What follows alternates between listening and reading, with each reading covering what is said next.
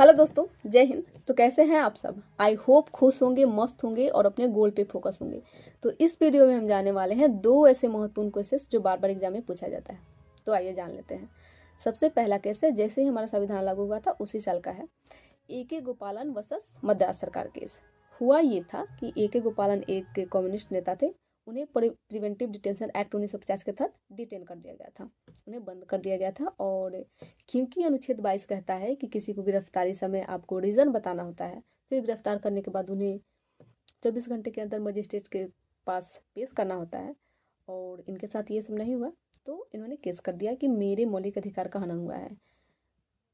और क्योंकि मुझे बंद करके रखा गया था तो अनुच्छेद 21 का यानी मेरे स्वतंत्रता के अधिकार को छीना गया, अनुच्छेद 19 का उल्लंघन हुआ है मेरे साथ। तब सुप्रीम कोर्ट का जजमेंट ये था कि क्योंकि आपको एक कानूनी प्रक्रिया के तहत गिरफ्तार किया गया था तो ये मौलिक अधिकार का उल्लंघन नहीं है, क्योंकि कानून के तहत ये किया गया था। तब इन्होंने पूछा था कि क्या केवल कानूनी प्रक्रिया फॉलो करना काफ़ी है, उसका न्याय संगत होना ज़रूरी नहीं।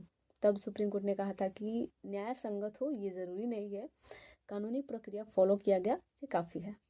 फिर यहाँ पे एक और मुद्दा उठा था कि क्या किसी कानून की वैधता की जांच के लिए अनुच्छेद 19 और 21 का एक साथ प्रयोग किया जा सकता है।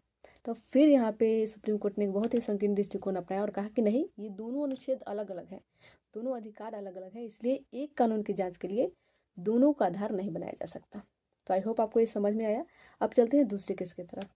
इस जजमेंट को पूरी तरह से बदल दिया गया। इस दूसरे केस में मेनका गांधी बनाम भारत सरकार केस। इसमें हुआ यह था कि मेनका गांधी का पासपोर्ट जब्त कर लिया गया, उन्हें विदेश जाने की अनुमति नहीं थी। तब उन्होंने केस किया और फिर से ये सारा मुद्दा फिर से उठा कि क्या किसी केस की वैधता की जांच के लिए अनुच्छेद 19, 21 और 14 का एक साथ प्रयोग नहीं किया जा सकता, और क्या कि कोई सरकार केवल कानूनी प्रक्रिया के तहत कोई किसी को गिरफ्तार कर रहा है तो वो सही है, न्याय संगत नहीं होना चाहिए।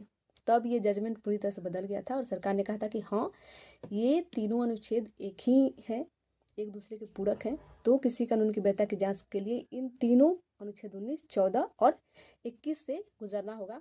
और केवल कानूनी प्रक्रिया ही नहीं, उसको न्याय संगत भी होना चाहिए।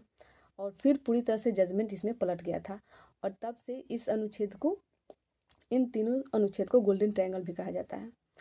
तो आई होप आपको दोनों केसेस समझ में आया होगा। अगर फिर भी आपको कुछ डाउट है तो आप कमेंट में लिख सकते हैं। बाकी अगले वीडियो में दो दो करके मैं जितने भी इंपॉर्टेंट केसेस हैं बता दूंगी। तो मिलते हैं नेक्स्ट वीडियो में। जय हिंद।